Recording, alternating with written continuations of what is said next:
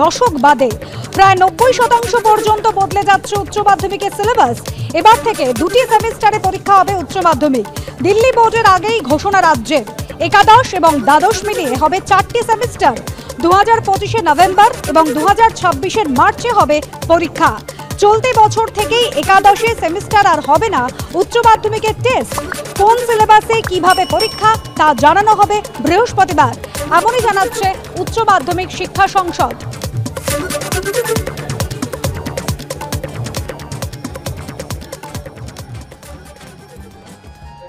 বিশেষ যে জায়গাটা হচ্ছে সেটা হচ্ছে আগে অ্যানুয়াল সিস্টেম অফ ইভ্যালুয়েশন ছিল, এখন সেমিস্টার সিস্টেম হচ্ছে, যেটা অনেক বেশি বিজ্ঞানসম্মত, চারদিকে স্বীকৃত। হায়ার এডুকেশনে মানে বিএ বিএসসি গ্র্যাজুয়েশন থেকে শুরু করে পোস্ট গ্র্যাজুয়েট সর্বত্রই এটা রয়েছে।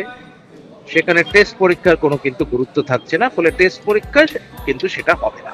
আর আরেকটা যেটা ইস্যু হচ্ছে, সিলেবাসটা পরিবর্তন করা হচ্ছে, মানে রিভিশন, সিলেবাস রিভিশন এবং বাইফার্কেশন, সেই হিসেবে আমরা করছি।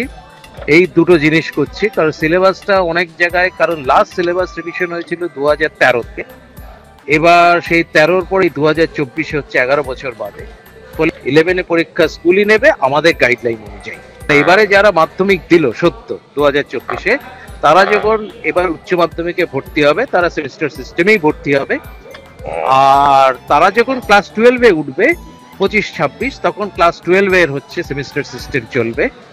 এবং 25-26 ব্যাচটা যখন ফাইনালি যখন এইচএস দেবে, 25-এর নভেম্বরে হচ্ছে ফার্স্ট সেমিস্টার এবং 26-এর মার্চে হচ্ছে সেকেন্ড সেমিস্টার। সেই ব্যাচটা হচ্ছে ফার্স্ট পাস আউট ব্যাচ হবে, যারা এই সেমিস্টার সিস্টেমে থ্রু দিয়ে উচ্চ মাধ্যমিকে বেরোচ্ছে।